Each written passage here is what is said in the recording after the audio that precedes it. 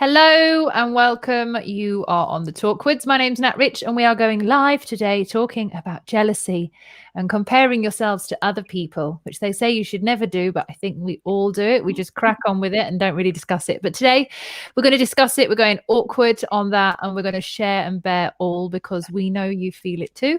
It's not just us. And for those of you who are watching live, hello, welcome. For those of you who are watching after, you can still make comments. You can still put stuff down there and I'll get back to you afterwards. But the Talkwards, before I introduce my guests, is just a series of talks about awkward things that truly matter, that get us feeling a little bit uncomfortable, get us feeling like, oh my God, I don't want to discuss that. This is the stuff we need to face. And we're going to do it every night here for the lockdown. We're on day 3, but we're building and growing as you see us. And we're very excited to just get out what we really need to get out. And that's our truth. So with that said, I'm going to introduce my guest. So I've got the lovely Brinny. So Brinny is a host on I Am Sound Radio as well with her show. I'll let you introduce yourself, actually. So you're also Point Blank, amazing student from Point Blank that's helping me with the project. But I'll let you introduce yourself. Go for it. Yeah, I'm the I Am Sound intern, I suppose. Nat's second-hand woman, if you like. You are indeed. Don't go anywhere.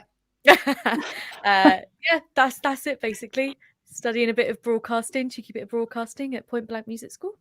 Yeah. Represent. Yeah. Doing an amazing job as well, I might add. I try my best. You do. Little Miss Perfectionist is what I had when you first started. Everything, whatever I said, she'd write down. And she'd be like, I don't want to get it wrong. Don't want to get it wrong. I'm like, yeah. Can you listen to me while I'm talking? And then you know the question. She's like, oh yeah, okay. That's fine. Just like completely like so cute and like adorable in everything that you do. But I'm so glad that you're here. And this is a big confidence thing for you as well, isn't it? I know you're like, oh, well, they just started doing my show and now you want me to do video. Yeah, I hate being on camera, but for you, I'll do it. It's fine. Thank you. That's all I need, a bit of solidarity, and you've showed up. So thank you so much. And then also we have Becky Fletcher, who is a long-time friend of mine. I've known you. How long have we known each other for, Becky?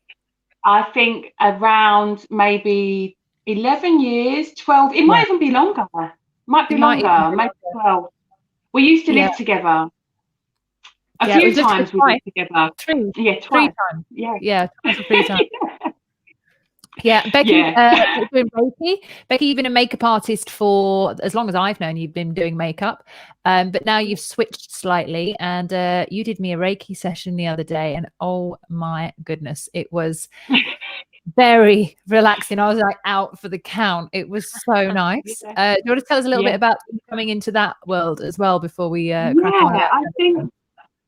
I mean, like you said, as you know, I've been a makeup artist for 14 years, I think now, so a really long time. And Reiki kind of came to me at a time when I really needed it. I was going through my own kind of spiritual journey and transition, and it sort of landed in front of me miraculously, and it just started to really help me. And then I felt I've always been a natural intuitive, especially when you work in the beauty industry. You're working with people that you're meeting for the first time. And so that kind of connection was quite natural for me. And I just was learning to trust my instinct more. And then I learned Reiki, and that kind of taught me to connect with that. And I haven't looked back since. So that's been like 2 years. And but I'm really kicked off the journey in 2020, I think, because people were struggling and are still struggling. And I just had this calling after doing a big journey. I went to Bali to have this spiritual awakening, and it was like I needed to come back and help heal people. And voila. Voila. And here I am. And I love the fact that you say help heal people as well. It's like a lot of there's this big thing at the moment where there's a lot of things about healers out there. There's a lot of people that say you can't be a healer, I heal myself. And it's actually it's a co-creation of a healing space. Someone can really help you get into a part of yourself that you would not be able to get into on your own. They are doing the healing with you. It's not you versus them, it's the with you. And helping to heal with people is such a better way of putting it than saying, oh, hey, I'm healing you, because that's also an arrogant perspective when you think you've healed someone. It's like, hey, Jesus Christ anointed me. Hi, I healed you. But no, that you're co-healing people, you're helping people to heal, I think is a great thing. and hopefully this will as well. So people who are going to be listening, they'll be listening to this, and hopefully they'll get some healing from it as well, because I'm going to go deep on the awkwardness about jealousy. Yay! Yay! Aren't you excited? I know, I'm like that. My throat's like, ugh. Right? It's like, sorry guys. So everyone knows me for having deep, long, awkward conversations. That's what I'm known for with all of my friends. It's never just a normal kind of surface thing conversation. I like to talk about the real stuff, and that always brings out people's vulnerability, and that's what we're here to do today. I will bear and share all, and I know the guests will as well, but we wanted to go into comparing yourself and jealousy because it's quite a difficult subject to navigate, because we don't like to admit that we're jealous sometimes. We're like, oh, not me, I'm not jealous. But actually, you know, deep down, there's a big difference between being envious, and there's also a big difference between being jealous. They're not one in the same. And I want to go into kind of the most awkward parts. I'll start with you first, Brinny, I think. There you go. Yeah, let's do So it. when was the first time you really can remember feeling jealousy, with, you know, you could actually name it and you knew what it was? It's a good question. Potentially in my sort of first relationships, maybe. It's mainly the reason I wanted to join you on this chat is that, like, for me, in like specifically like romantic relationships, I struggle a lot with jealousy, and I think it comes from some sort of like deep-seated insecurity for myself, but in part so yeah, I think probably when I was 14 in my first serious relationship. It's probably when I first felt it, and it would be like if my boyfriend even like talked to another girl, I'd be like, well, that's it, he's gone then, like. Yeah. And yeah, it really the thing that it taught me, because it's stuck with me for like a lot of relationships, is that it's a real killer of it, like a real killer. It's not a good way to be. Yeah. And did you, like you just mentioned there, it's kind of when you realize it's because you're not truly happy with yourself. And that's why you compare yourself to someone else, or because, you know, you're thinking, oh God, you know, there's always like this competition thing going on, isn't there? Yeah, exactly. When did it kind of dawn on you? And like, did someone have to tell you that it was because you felt that way about yourself, or was that something that you read or you kind of learned along the way? Where was that kind of realization? Because that's quite a deep level of self-awareness to know that your jealousy is because of that feeling. Yeah, I think I've always been sort of cursed with this kind of insight with myself. Like I think I came to that conclusion on my own. I've always had like a pretty bad relationship with myself. It's getting better. It certainly has been better since sort of 2020, really spending a lot of time with myself, and you know, my confidence is like completely boomed. I'm a completely different person to who I was, say, in 2017, 2016.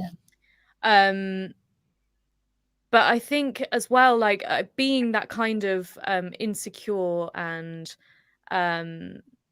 someone who doesn't really love yourself or like know yourself particularly well, I think you attract the wrong sort of person as well. And I think I was in relationships with people who were bad and gave me reason to be sort of insecure and jealous at the same time. I don't want to put all the blame on myself. I think there was a bit of two can tango, etc. Yeah. So I remember one of the first times it dawned on me that the reason I was jealous was because I wasn't truly happy with myself. And I was just like, what do you mean I'm not truly happy? I'm fine. And I'm like, oh my God. And it really was in a book. And I read it and I was just like, oh shit. You know, like, oh my God, like I've got work to do, some serious work to do. And it was a real ownership thing. And you've got to be willing and humble enough at that point to own that and be like, oh, it's not just their fault, it's my fault too. And it's not about fault really, I guess, but it's more about that kind of ownership side. Yeah. And that's really tricky because it shows you that, you know, we love when we split up with someone, we love to blame them. We love to say that, oh, that he's a dick. No, I'm not interested. Yeah, he's an idiot. They're not always idiots. Sometimes we've co-created a really weird situation that we both have to take responsibility for. Absolutely. And I feel that when there's another person that comes into a couple dynamic, or when you've been cheated on, that can be really, you know, you can be jealous without a vision, without somebody being there. You can just feel jealous within yourself. But when there's actually someone outside of yourself that is what you think is the reason that you're jealous, like a person in the relationship or someone texting your partner, that's when you can really get deeper in on that self-hate, because you start to look at that person and you're like, Exactly. what do they have that I don't have? Where is this, you know, what's the attraction? And have you been in one of those scenarios where there's actually been a third spare wheel, should we say? Every single time. Yeah. Yeah, pretty much every single relationship has been that exact situation. Yeah. And it's bred sort of mistrust that I take from past relationships and take it into the next one. And I don't know whether I'm like manifesting it myself, or like if I'm doing something that's causing a partner to do that, or if it's just like bad luck, or if it's like a combination of all three. I don't know. The worst cocktail ever. Oh. But I don't know. Yeah, it's a tricky one, isn't it? It is. So Becky, I know you and I have we've had long conversations about other ladies and all these other things going on. Give us some of your scenarios that you've been involved in. Do you know what? It's interesting because as you guys were talking, I was trying to think about actually the real first time that I felt some level of jealousy. And of course, relationships, and I'll get on to that. But actually, my first incident was a school play. I was at secondary school and I thought I was amazing. And you still are. I'd auditioned for this part, and another girl got it, who, this isn't me being jealous, by the way, didn't have as good a voice as me, but she got the part based on her appearance because she looked like the character. So that triggered me, because then it was an awareness that I had to look a certain way to fit into being a certain part or a role, which I think relates to everything that happened like thereafter. And so from then, I think I stopped focusing on my own gifts and started looking at other people's and observing what I thought was better than mine, as opposed to going, but that doesn't mean I'm any less than, but I thought I was. And I think that was probably the first instance. And, you know, like you feel that feeling in your stomach, like, oh my God, like that was my part. Like that should have been me. I can't believe you. And then part of you feels like, why am I even thinking this? Like, who cares anyway? Like, I don't even like her. Right. So these are the conversations that you start having, and it's all negative. So that's probably, so I was what? Yes, maybe 13. And then thereafter, my relationships were all pretty abusive. And so that kind of fed into my lack of self-worth, because people who are in abusive relationships generally meet those people who are abusive have also been abused at some point in their life, whether it be verbally, bullying, emotionally. And so they're projecting onto you those feelings as well. So you naturally gravitate towards each other, you know, because both your self-worth is on the floor. So then my boyfriend, like my second big relationship, he just used to do it on purpose. Like he'd purposely go and talk to women because he wanted me to show how much I loved him by reacting. Yeah. And that's the trick. That's it. Yeah, you co-create, don't you? You get that point where it's a quite an unhealthy attachment in a relationship to have, where they do things to trigger you so they can get love, thinking that they don't already have it.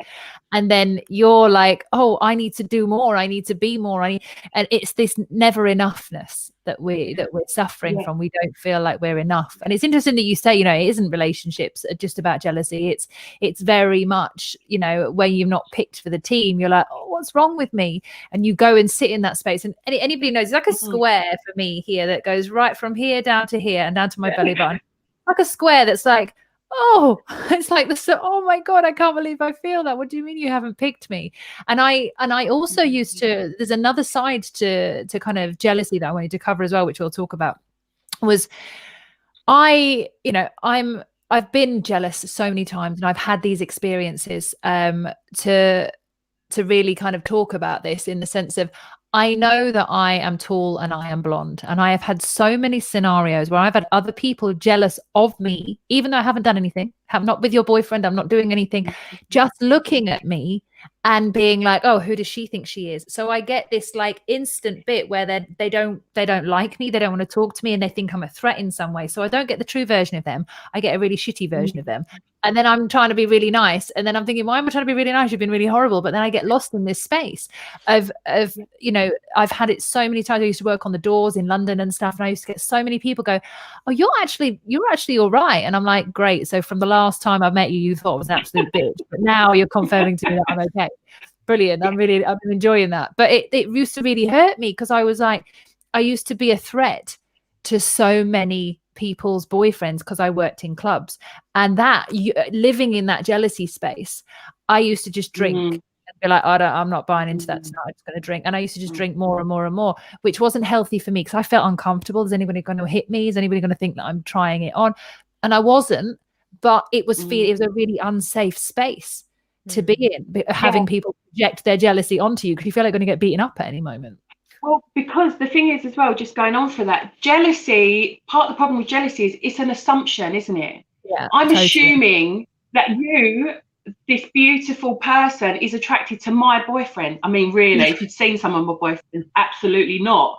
Do you know what I mean? Like, in your eyes, it's like you make them God's gift, and like you're looking at this beautiful woman. Why on earth is she even going to glance at him? But you make an assumption.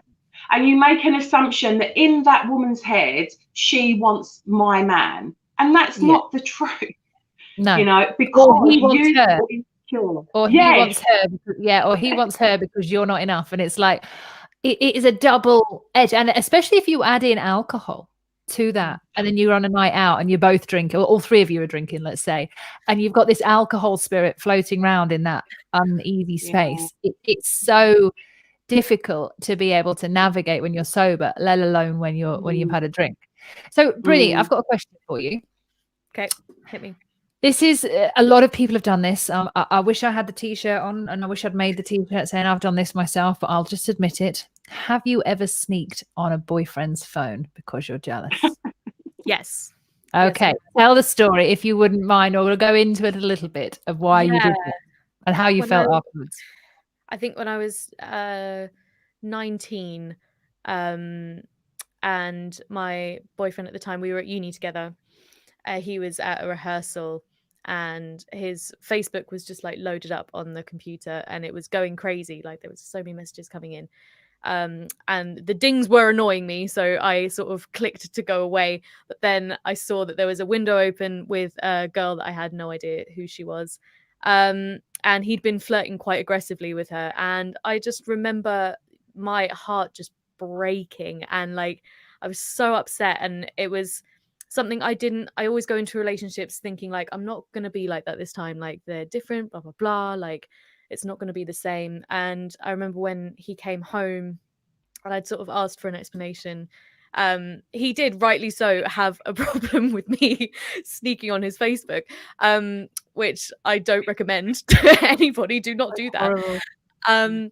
But he said something very interesting, that like he didn't know why he was doing it, but he really craved the attention of other women, and that like really stuck with me, and like really enforced for me that idea that we've been talking about, that sort of I'm not enough from within yourself, like that really enforced it. It took a really long time to get over that whole relationship. Actually, I was upset for a very long time about that.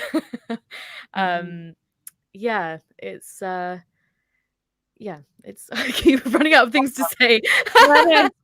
It's fine, we've got plenty more time, we've got plenty more things to say. And this is the good thing about being awkward. You're like, oh god, have I said enough? Should I say more? Should I make it up? If I keep going, I'm feeling very awkward right now. Right? But it's, you know, this, I remember the time, you know, when I was younger, and I was my boyfriend put this girl's number in his phone. He'd been away to, don't ask me why, Skegness. I'm from up north at the moment. I'm like, I was living here at the time. And he went to Skegness. Yeah, I know, right. He went to Skegness, and I had reasons to be worried. You know, everyone was telling me he was a bit of a cheater, but I was just like, no, he's not going to cheat on me. You know, he won't, la, la, la. We love each other, you know, whatever. he came back and he kept getting this message from on his phone, and we just got the Samsung. It was when coloured phones just came out, and the screens. It was like so weird. And anyway, he had this really annoying ringtone, and he wouldn't message tone, and he wouldn't change it. So it was really doing my head in, and I was just like, oh my god. And he went into the other room, and I was just like, I just need to sort this ringtone out for him because it's really pissing me off. And he basically he changed someone's number in his phone. This girl's number was now called Tony. And I forgot what her name was, but he was basically making out that he was just messaging Tony. And I was just like, who's Tony? Are you now gay? Because Tony's trying it on with you, and I can clearly see. And it was so painful because it was just like, oh, I don't want to do this and have it this way. But I literally, cried my eyes out. What's going on? Why are you doing this to me? And he's like, why did you go on my phone? And I'm like, I don't know. I just felt, and I was just like, oh my god. And it was so hard because I wanted to punch him, because back then we had a really abusive relationship. So in all honesty, there would have been occasions where I'd have slapped him, and he used to hit me, and we used to get physical in this really horrible fucked up relationship. And I didn't want to continue with the anger and the aggression, but I was just so angry, and I remember just pushing him. And he grabbed me. He's like, never go on my phone again. I was like, and then I'm thinking, how do we make it about the phone? Where's the girl gone? Where's the actual problem gone? And right? And I couldn't mention it again. So it was a bit like, oh my god, now I felt like I was the one in the wrong. So I didn't go on the phone after that because I didn't want it to get violent. But I sat there in that relationship for some time thinking, who's on the phone? Who is this? And it's that stayed with me for such a long time. And then you're jealous of every phone. Go on.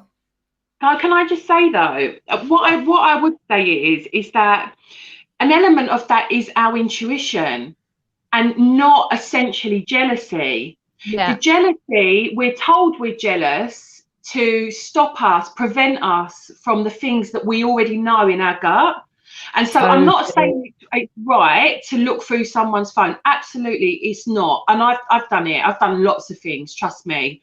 If I wanted to find out information, I am number one detective. Yeah, detective, we all have that Fletcher. to us. But I think that's very different from jealousy. I think when you get a hunch that somebody is doing something out of the ordinary, whatever that is, that can be anything from cheating. I found out my ex-boyfriend was a drug addict through having an intuition. So what I'm saying is there's also that you have to differentiate the feeling of jealousy, why that comes about, and actually your instincts telling you that there's something wrong with this relationship. Yeah. And I think often, especially as women, we're made to feel like we're crazy, and that is, for me, that is the first indicator. You're nuts. You're going through my phone. You're jealous. Oh my god, do you know how bad you look in front of people?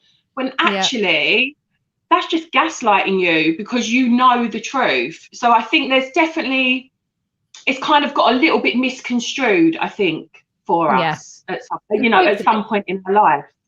Yeah, it has. And it's so easy for a guy to be able, and this is, by the way, for any listeners out there, we are not saying this is just a woman's problem.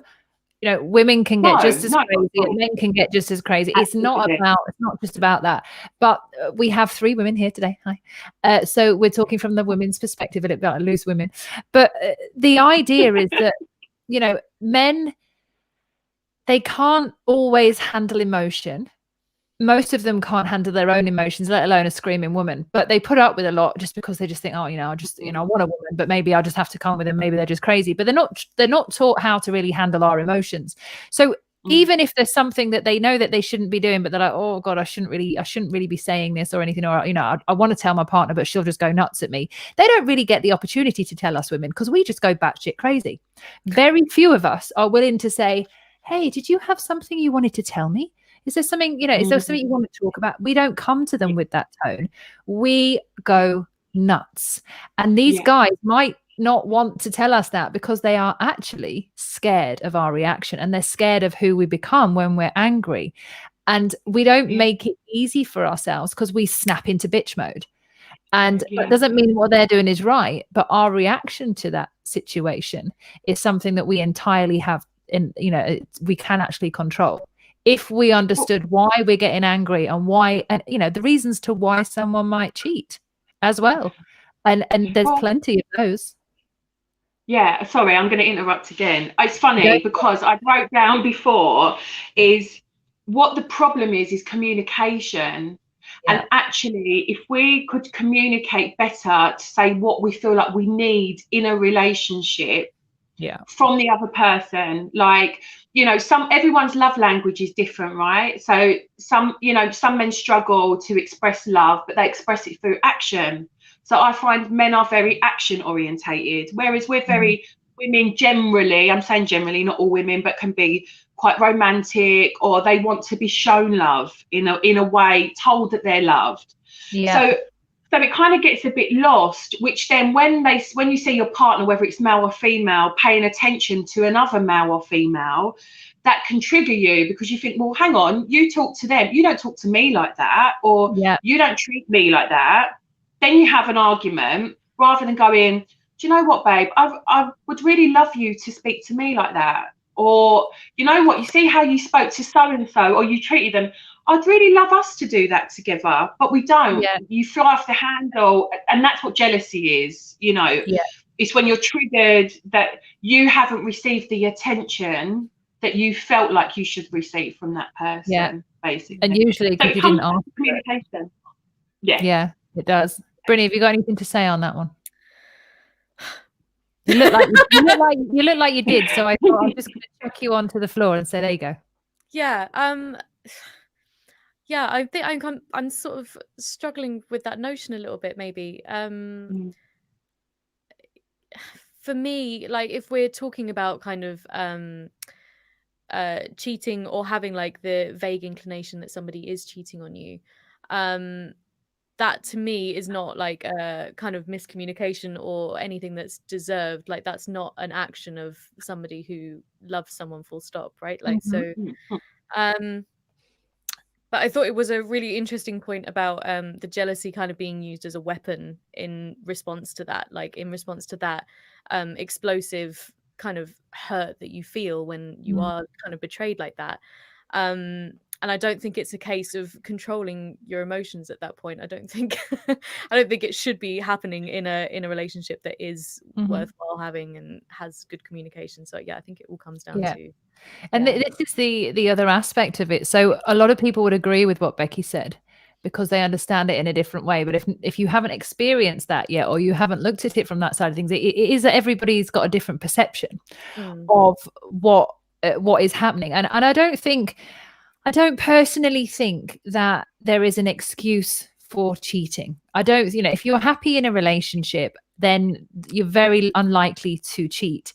If you're unhappy in a relationship, but you haven't communicated how you really feel about how unhappy you are, you're more likely to cheat in that scenario, especially when you mix in drugs and alcohol, because they just get everyone horny. So you've got very little chance of controlling yourself when you are extremely horny. Exactly. And one of the things is, it's a lot of people, imagine if you go out and you're in close your eyes, imagine you're in a nightclub before Boris had his way with the whole land. And, you're in a nightclub and you've got a partner and it's not growing that great with your partner, and you're a bit like, oh, it's annoying, and they're annoying, and you haven't really explained. It's a bit of like a rather than a, oh yeah, I'm in a relationship. And you've got this heavy feeling, and then someone really hot and attractive comes up to you and is just giving you everything you feel that you're missing from your current relationship. You have to be, with alcohol, you have to be an extremely strong individual to say no to everything that you want in the moment in order to be loyal to the person that's at home that you're not 100% happy with. Right. And that takes a lot of a person. I'm not excusing anyone cheating. I'm just saying, in order for you to say no in that moment, can be very difficult. And lots of people don't have that much control over themselves because their emotions are so big and so heavy that they don't even know how to execute on some of them. They're just like, oh God, what do I do?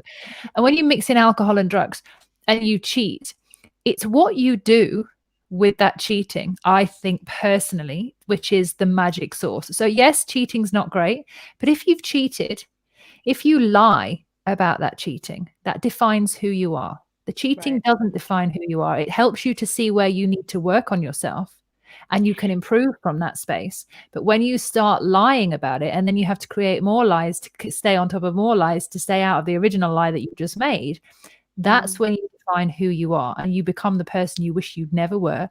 You become the person your partner never thought you would be, and you have to keep lying to uphold that. And that's where the tricky part is, because the cheating is usually a breakdown of communication because you haven't effectively communicated what you want in your current relationship. Yeah. And then your understanding of, oh my God, can I go home and tell my partner that I've just done this, is a really big thing to go and do, because you have to be willing to say, oh my God, I have to be honest because I owe it to them. I owe it to myself. I owe it to them. And I have to be willing to risk everything I've currently created for the sake of an alcoholic slip up or a line of cocaine or whatever. Now, the problem that you've got with that is, if you go home and you have a partner that you feel you can talk to about that situation, that's great. But if you do, you probably wouldn't have had the situation in the first place, because if they're open to that kind of conversation, they should have been open to the one before you got into the situation.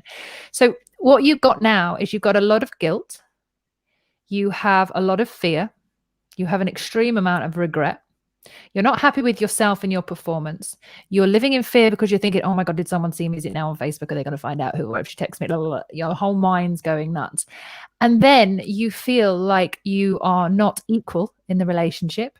So you'll probably try to, in some way, kiss ass a little bit more, like, oh, can I get you flowers? Oh, what do I need to do? Can I make dinner for you tonight? Because you know that you're on this other level that you've put yourself on, where you don't feel good enough. So there's a whole area where you go into where it completely changes the dynamic of you as a person and your relationship. So the cheating is one thing, but then the aftermath is like, oh, this is where we go. And that's the bit that I think is very interesting. And I want to say interesting because it is an interesting space. It's a painful space, but it's interesting to see who you become in that moment. So my question is going to come from here. I'm going to say it first. So the only time, there's been 2 times in my entire life where I've cheated. One, I was 15 and I said yes to going out with someone in the day. I had a little bit to drink that night on the streets and ended up snogging someone else, forgetting that I'd actually got myself into a boyfriend that day. Genuinely did forget because I was wasted on Friday. 15, genuinely. And I felt terrible. And I was like, oh my God. And then another time was when I was going out with the guy that had beaten me up. And I went out and I was really, really angry, and he was really possessive and I couldn't get away from anything. And this one guy at my workplace was showing me all this love and attention and said, do you want to go out on a date? And my friend said, you know what? You're not going to kiss him or anything. Just go out on a date. And I actually went out on a date. Nothing happened. He kissed me on the cheek at the end of the night, but nothing happened. But even the date I knew could have been something else. And I felt so guilty. And I owned up about it. And I got into some really tricky situation. And it made me go, oh my God, I never want to cheat again, because I've been on both sides and this is awful. So I get it when you cheat on someone and that feeling and stuff, but have you, and I'll ask you both, have you cheated? And where did you go into after you cheated? What space did that take you into? And did you admit it? Yeah, I had a similar thing when I think it was about 14 or 15 or something. And my boyfriend at the time and my ex at the time we were all in the same friendship group. And I'd had quite an emotionally intense, for 14, relationship with with my ex. I don't know what it was, but we were both kind of convinced we were soulmates, and it was all very melodramatic and romantic and stuff. But somehow we ended up sort of falling back together again. And for a while, maybe a few weeks, maybe a month or something, I was sneaking around and sort of playing them both off each other. And I sat down with myself at 14 years old and I said to myself, I don't like this person who I've become. So I admitted my guilt, and I felt absolutely dreadful. And even now, 27 years old, 13 years on, and I still feel guilty over it. I still beat myself up for it. But over a thing that happened when I was a child, and just experimenting and trying to make my life an episode of Skins. I don't know. Just to have a bit of fun, whatever. But I love that. Skins was great. Oh, it's dreadful for me. It was the exact age that they all were, and it was like, oh, why is my life like that? I want to be like that. Don't want to be like that. In hindsight, don't do that. But yeah, it's I felt dreadful, and like there was a big, physical. It was the only time I'd ever seen a physical fight between two boys. They kind of confronted each other, and it was all very frightening. And I kind of fell out completely with both of them. The whole friendship group kind of disintegrated, and that sat very heavily on my shoulders. And for a very long time, I was like, that was entirely my fault. I hurt so many people from that decision. So definitely, having done that, I would absolutely never do it again. I knew that I beat myself up about it enough that that I don't think I would ever go into that kind of guilt space ever again, because it just felt so horrible. So horrid. Yeah. What about you, Becky? What have you been in? I've never cheated on anybody, no. It's a really weird one. Like, I've dated multiple people, but I've told them. Yeah. And I think because so early on, in sort of my biggest relationship, which was like my most traumatic and turbulent, I was cheated on in such a way, it had such a traumatizing effect on me, the lie. I couldn't imagine ever inflicting that on anybody else. And so don't get me wrong, like, I've had my wild days, especially when I come out of that relationship, but I was always very clear, like I'm dating other people, or I'm going to see other people, or I never felt that anything was serious enough that I had to declare what I was doing. But I'm quite, I'm really tough on that. I just think it's really unnecessary. And I think everything can be communicated, and and again, like with the cheating, like it just all comes back to the same with the jealousy. All of those negative emotions come back to like a lack of self-worth from even the person doing it, and the person who also, when you stay in it, you love someone. And I stayed in my relationship afterwards. I really tried. And he had a child with somebody else, so it was a big lie, and so, but I tried because I thought maybe love can make it work. You can tell I was in my early 20s and I wasn't in my late 30s. I feel very differently now, but for me, no, I don't believe in it. And everyone has their reasons, but it's not for me. It's too confusing. It'd be too confusing to keep up the lie. Like I just couldn't do it. One man's enough. Like, no, exactly. And that's for me. Like when I had my horrific scenario, I was like 17 when that happened with me and him. And it was, I got beat pretty hard from him, from that situation. And that in itself, the guilt and that obviously the beating and everything that came with it, was so hard for me to be able to go back into that space. So every time as I've grew up, so that was 17 and I'm now, I always say 26, for life. That's what I am. But the relationships that I've been into, I've been so careful to, very much like yourself, is to say, like, no, when we've split up, like, I'm going to see other people, or just to be open. Like, I haven't been in a relationship for 12 years. One of the comments in here was like, what's a relationship? I've not had one of those for ages. I'm like, hello, me too. Like, I haven't had one for 12 years. And I've had connections with guys, but I've connected with them and been like, oh yeah, we're connecting. We're not, it's nothing official. No one's ever gone, I want you to be my girlfriend and this is it. Like, this is, I'm not going to go anywhere. Oh, they have, but they're not the ones I wanted. But it's like the way the relationships have gone. I've got my absolute honesty now, because I've been to the worst that I could possibly imagine getting in that cheating scenario that I felt I could imagine. And now I've got my truth, and I'm like, no, I'm not, I'm not going to cheat. I'm not going to do that to someone, because I can't go back there emotionally. But that makes me really super clear on going into anything where I'm like, are you seeing other people, or shall we see other people, or is this an open relationship, or like, is that okay? It's like that clarity has saved me. Because a lot of my friends are like, oh, wouldn't it be lovely if you got with a guy? And I'm like, yeah, it would be lovely. And they're like, oh, why are you single still? And I'm like, because I'm really quite happy, because I know that the guy that I want to be with is a pretty different kind of guy, and I haven't fully met him yet.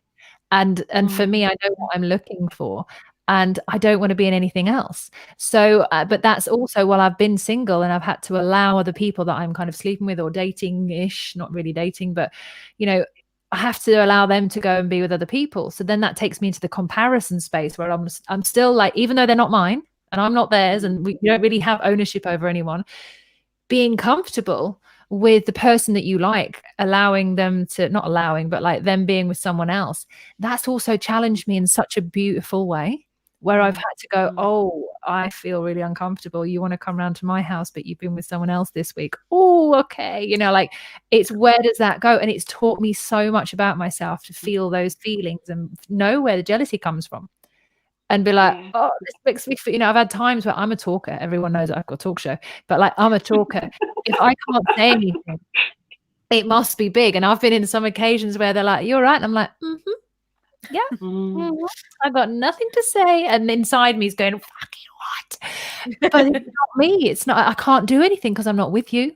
You're in your own space, but I still have the feeling of jealousy. I still feel like, why aren't you, you know, begging, even if I don't want you, like, a lot, why aren't you begging to have me? My ego's like, what do you mean you don't want me? Why are you not? Like, you should be. There's this whole delusion that I live in. We can't. We compare ourselves to other people. I want to like talk about in the comparison as well. I've had this thing in my life where, and this has happened to me every single time when I've dated someone for a long period of time, or like when I've been in relationships, or I've dated them for a short period of time. The person that so if they've cheated on me, because I've been cheated on quite a lot, if they've been cheated on me, if they've cheated on me, or they go with someone pretty quick after me, the girl is always shorter than me and she's always got brown hair. Up. It keeps me on my toes. I'm like, I'm never going to be short. And I am dyeing my hair brown, but this bitch has got brown hair, and and there is something that she has got that I have not got, because this happens every time. And they all look like Kardashians. And I love the Kardashians. I know people think I'm crazy when I say that, but I do. I am actually quite entertained by them. I know, Brinny, you think I'm nuts when I say that. No, I think they've got a really good business model. Like, you can't fault it, to be honest. I do, you know, I switch off when I watch them, but like, I don't look like one of them, and I never will. And and it's that type of girl that I can never be. And I've had to become okay with that and appreciate them for how beautiful they are. Yeah. And just, whether it's Kardashians or not, it could be any brown haired girl, but I have to be okay with the exact opposite of me being more attractive to someone that I might fancy or fall for.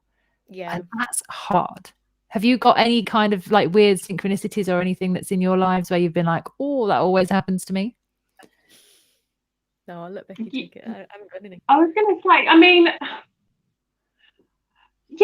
yes and no. I always think I like to go for quite interesting characters, like someone who's a little bit different, outside the box, which has also always been my downfall. So I find that they don't generally have a type. And I suppose because like I feel like with myself, I'm not saying I'm not attractive or beautiful, because obviously to somebody we all are. But I never saw myself as the girl that looks like every girl in the magazine. So I attract a certain type of guy anyway. I think my thing that annoys me, obviously being a bigger girl, I'm tall as well. Obviously I'm like almost as tall as you, Nat, as well. So really tall. I'd say I'm quite a presence when I am somewhere. I always find they go for somebody who is opposite in that sense. Quiet, slightly more, I don't want to say, but doesn't really take up space. Like you wouldn't even know they was there. And that always surprises me, because I'm such a personality, and I think, oh my God, like if I like traumatize them in some way, they're just going to think, oh my God, I just want to go to someone who doesn't talk. Like, so that surprises me. That always surprises me. I'm like, I don't get it. Like the girls always seem quite, what's the word I want to use? Meek. Meek. Yeah. And you are quite a force. And I think we both when we used to go out in Canary Wharf, it's like, Jesus Christ, what just walked in with the heels on? We're like, hey, with our wine. But it was like security guard. Yeah, indeed. But the presence that you have, and that many people have, and I know I've got it myself. Like I do, it's almost like I command attention when I go into a room. It's like this ego part of me wants to be seen, and she's there, hair flicking, and she's like walking in, like My Little Pony on steroids. And I'm aware of that side of myself. I'm really aware of that part of me that really wants to be seen. And if it's unhealthy and it's not managed, it can be that force where you're like, yes, I want to be, and I'm talking all the time and I've always got something to say. And if I don't drink anymore, but when I used to have a drink, oh my God, I could be really funny. People are like, you're so funny when you're drunk. And I'm like, I have no idea what I say. And I have no idea when I wake up in the morning what has taken place. And apparently I'm really funny, but I was really also quite lethal. And that's quite threatening for other people. And then I used to think, am I too much? Am I too mouthy? Should I be like this? And, one of the reasons I stopped drinking was just like, oh my God, I don't want to be that girl that is too much to handle. It's just like, and it's the other girls are, when you look at them, you think you're a little bit less maintenance than you love. And you're like, oh shit. They're not so up it. But there's a different part, I think, that of a lot of people where it's usually the exact opposite from what you are, is when someone goes for that, you've got no comeback. You're like, where do I go from here? Do you know what, as you were saying it, what I just thought as well is like a lot of that bravado, and it's changed a lot for me now, but was masking my own insecurities. And I think interestingly enough is that when I was then getting into relationships, those insecurities were coming out. So, my possessiveness or my controlling aspect is an element of jealousy, right? So you meet me and it's all like bravado, but then behind closed doors, I'm being a complete arsehole because I'm totally insecure. So maybe the opposite of that is someone who's quiet, who's comfortable with themselves, who knows themselves. And maybe that's kind of the duality of what then my ex-partners are going for, because what they saw and what they got at that time was very, very different, completely different. Yeah, I think knowing yourself is like a really big part of avoiding jealousy in a way. If you know who you are and you know what you're worth and how you should be treated, and you understand other people as a result of that, like you understand that everybody's different and has different skills and different different pros and cons to them. I think only then can you really be truly comfortable within like a relationship, letting your partner talk to other people without any sort of threat of them being taken away from you or losing interest in you. Totally. I remember when I met this guy, and it was not long after. I think it was around when I was living with you, Beck, at one point. I won't say his name, but you'll know who I mean. I already know you're going to talk about. And I got with this guy, and I remember going to see this healer guy that I used to see, and he said to me, you've got to get rid of this list in your mind of what you think you want. Just scrap it and ask for someone compatible. And I'm like, no, but my guy's got to be tall. He's got to be chatty. I had this whole list. I'm going to find my guy. I've learned how to manifest. I'm going to find my guy. So my list basically that I created, obviously I manifested my list, and wasn't what I wanted on paper. Let's put it that way. He turned out to be really violent. And he had all the charm that I wanted on my list. He had the height, he had the banter, he was, the sales. He literally bought me. He literally sold me a dream. Off I went. I was just like, okay. And it ended up being really violent. And I was just like, I can't have another violent relationship. This is not good. I've got to come out of this. And I came out of it, and I went back to my the healer guy, and he was just like, and I had like got black eye, not great. And he was just like, okay, are you ready to put your list down? And I'm like, yes, I am. And he's like, okay, can you ask for someone compatible? And I'm like, oh, fine. And he's like, no, compatible means that they're right for you. And I'm like, oh, okay, yeah, I can ask for someone compatible. And then I met another guy who I'd already known and I'd interviewed on a radio show a year or so before. But I met him, and it was such a breath of fresh air. He was so nice and non-jealousy in any way. I couldn't handle it. I was looking for the drama. I wanted drama. I was ordering in drama all the time. I didn't realize how much of a drama addict I actually was. When I got this guy, there wasn't really a drama in the beginning. So I'm like, oh, I'm not sure I like him. There's no attraction. Well, there is an attraction, but it feels weird. And it's because there was no drama that this like magical substance of shit that I was attracted to. And from that point as well, I also realized that he was a massive flirt, but not in a bad way, but he was really not controlling that flirting side, should I say, in the best way. But what I realized is I had attracted a mirror. He was a compatible mirror, and he showed me everything in myself that I had in myself. And I looked back over my relationships and thought, no wonder these guys were half beating me up. Like the shit that I used to put them through. I used to flirt and do all the drama stuff. And I really saw myself and not saying that I deserve to be beaten up, but no, I was about to say you definitely didn't. I was just about to say no. No, it's like, but I could imagine if you're going to trigger someone, I was triggering them to the highest point. And if they're going to switch, they're going to do it when they're really angry. And I would push and push and push and push and push. And I realized I had to take full responsibility for my role in those situations, which I never looked at before, because I looked at them like, no, you've beaten me up. I'm turning away from you, whatever. I actually had to go back into every scenario and be like, what did I actually do? And why did I attract that? And I'm not excusing their behavior, but what got me there? And I had to look at it, and I realized that I was this boisterous, like really animated, flirty, like kind of sly girl that would be really manipulative. And I would twist situations and I would sell the dream. And I realized that I had my own part in this to work on. And I really kind of had to take the ownership of it. And that was one of the hardest times of my life, when I realized that, I'm getting all these relationships where I've got jealous boyfriends, but I'm the one that's also really jealous and that's manipulative and really quite cunning. And I mean, somebody, I can't remember if it was, I don't know if it was one of your friends, Becky, when we were at your house. And I think, who was it? Somebody said to me, if you weren't on the straight and narrow, Nat, you'd be one of the best crooks out there.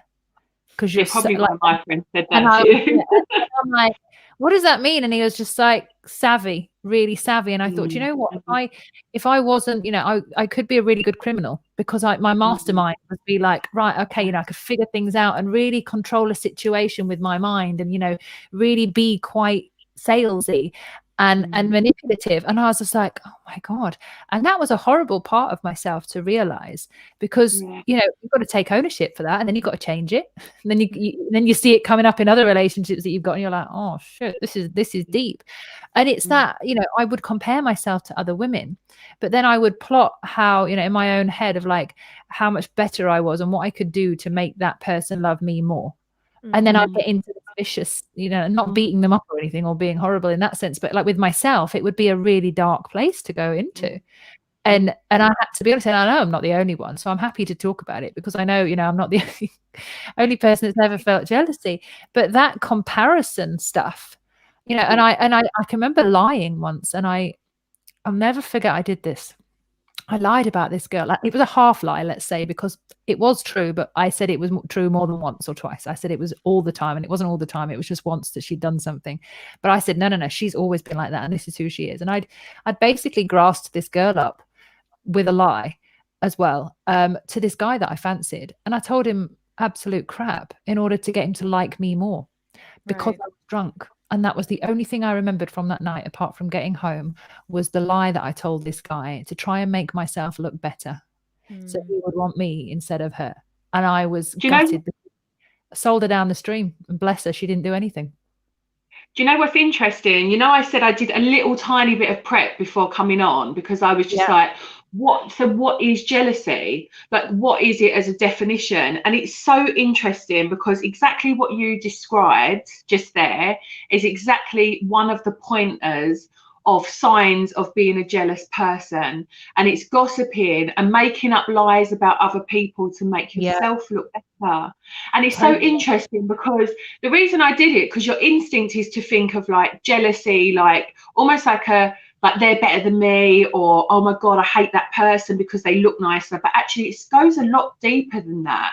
And it's like control, it's possessiveness, it's gossiping, it's so many different things, and it's such a negative trait that feeds into so many different aspects of yourself that goes back from such a long time ago. Like, it'll really, if you really look at it, I did this workshop once, and like, she made you go back to your childhood when you was first humiliated, like literally to the first point. Like I said, like I said at school, but probably if I went further back, it might be when I was like 5 or 6 in the playground. But that's the first time you start to learn those habits. And like, when you actually say it out loud, it's so horrible, isn't it? That like, you actually, I've done it where I've said something horrible. I don't do it anymore, but I have done it where I've said something horrible about somebody that isn't entirely true, to try and make myself look better. And when I think about it, it actually makes me cringe. I know. Like, I'm just like, oh, so God, that's such a horrible thing to do, you know? So I think it's actually a good thing to recognise the traits, recognise where it stems from, and exactly what you said, Brinny, about, you know, then you can start to love yourself more. Then you accept yourself for who you are. Then you say, I don't need to compare myself to anybody else. I have my own gifts. And actually, if you're going to go and flirt with someone, or if that person gets the job, or if that person gets a beautiful new car, good for them. You know, really, and you just, it's really hard sometimes to be happy for other people. It's like, especially when you don't. I don't struggle with it anymore. You what? Sorry. I said I don't struggle with it anymore. Like, I have the odd occasion, but jealousy definitely not. But then I've had to be on my own. I had to actively step out of seeking relationships, and I had to actively seek a relationship with myself. I'm so aware of my shadow self. I'm very aware when I'm triggered, but now when it happens, when I feel it happening, I can have a word with myself, or allow myself to feel the feeling without harming somebody else in the process. So it's better. I'm going to stay on my own for a little while, just a little while longer, I think. I think Boris will agree with you. Boris has got the same idea as you. Yeah, everyone stay alone. He's doing us all a favour. It's like, heal yourselves, people. What I'm actually trying to say, I can't say anything else, but I'm actually trying to say, heal yourselves. Stay on your own for a while and work on yourself. It's not a bad idea. Yeah, I'm almost 12 years in now, so it's a long time I've been working on myself. But you're right in that sense. You have to be willing to admit all of your flaws in order to be able to start any healing process. And you might be able to say, oh, I've healed a bit of this, but I've not worked on that. Healed is whole. You can work on little bits, but when you're healed, it's a whole healing effect on your life, because it stems everything's connected. But you really working on yourself, you've got to be willing to go, oh my God, I fucked up on that. Yeah, not good. And even just airing the conversation, like me sat here now, like we've hardly got anybody watching. I haven't promoted it fully because I've been busy doing other stuff. I've got little things in myself where I'm feeling like I should have done more. I should do this. I've got all these guilty feelings that I should be doing more than I actually am, even though like it's okay. The world's still going to move along. But I've got all these things in my own mind about what I want to be and where I want to be at and what I want the show to be and all this kind of stuff. But I know whenever I plan stuff to the nth degree, it goes wrong. So I'm like, I'm getting out my own way and I'm going to let God take over. And for me, I trust that it will flow in the right way and it will grow in the way that I need it to grow. But I'm going to get myself out of the way. And that's what we need to do with our spiritual or personal development paths. We need to get out of our own way, just for us to be able to see what's actually happening. Because while we're in our own way, there's this ego that won't let us see anything. It's like, no, it's their fault and it's the other person's fault. And it's, it's always the other person's fault. Most of the time, we have a full responsibility in every situation that we're in to realize our part in that. And if we want a really good relationship, we have to be willing to be wrong and vulnerable and, in front of that other person and go, oh my God, even if you lie, you have to admit that you're lying to that other person. And you have to admit that you're jealous. You have to admit that there's this evil side of you that wants everybody else to, suffer and you to be fine. There's all these dark shadow parts of us that if you're going to have a conscious relationship or you're going to be in anything conscious, whether it's a friendship or a relationship, you have to be willing to face all of yourself. And that's really not easy.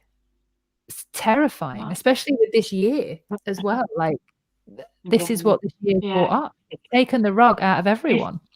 Yeah, it's funny because like when you become attuned to Reiki, that is one of the first sort of principles you're taught, is to move out of the way. You know, ultimately, I am a conduit as such for that life force energy. And if I get in the way of that by thinking I'm the some sort of magician, it's not going to work as effectively. And that's the same as life.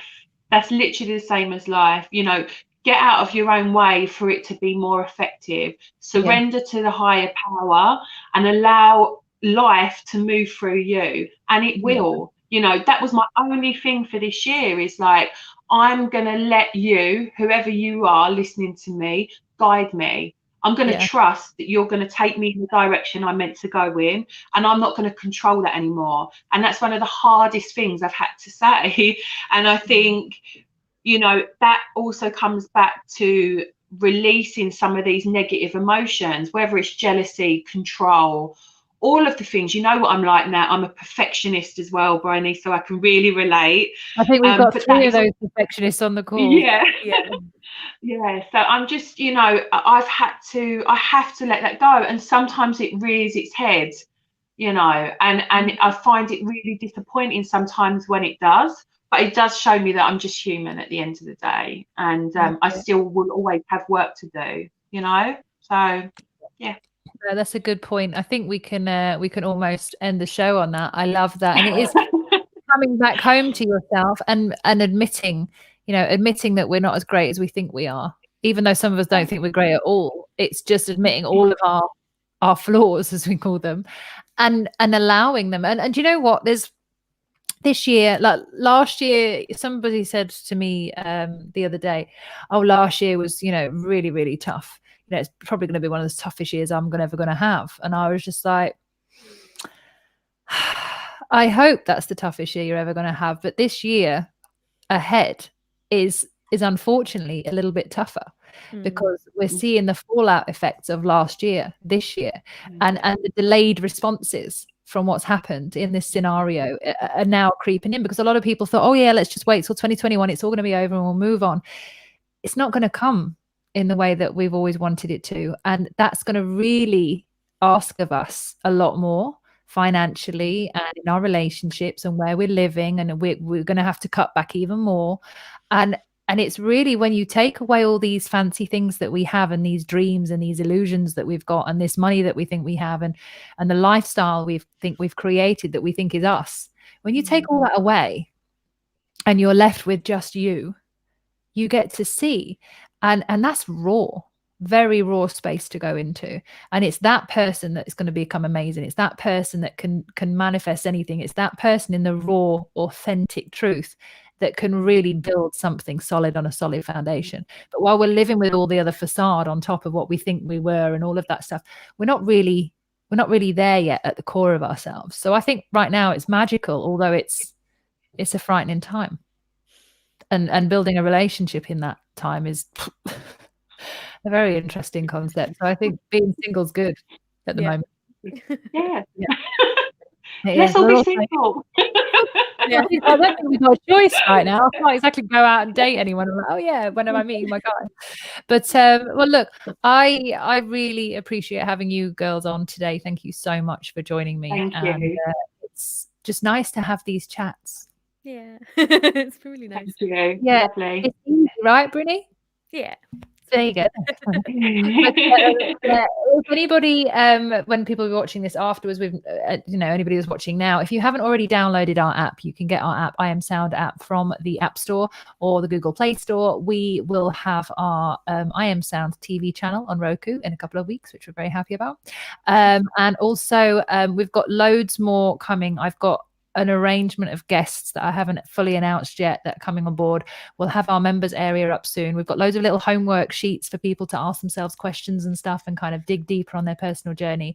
And there's going to be way more content coming, and we're going to be on air every single night. I promised it for 35 nights straight, but then Boris announced the other day of the lockdown, and I thought we're just going to keep going. I'm going to dedicate this and keep going and going and going until the end of time, I think. And I hope you girls will be back to join me as well. Absolutely, 100%. Thank you. Brilliant. Well, thank you to everyone that's tuned in.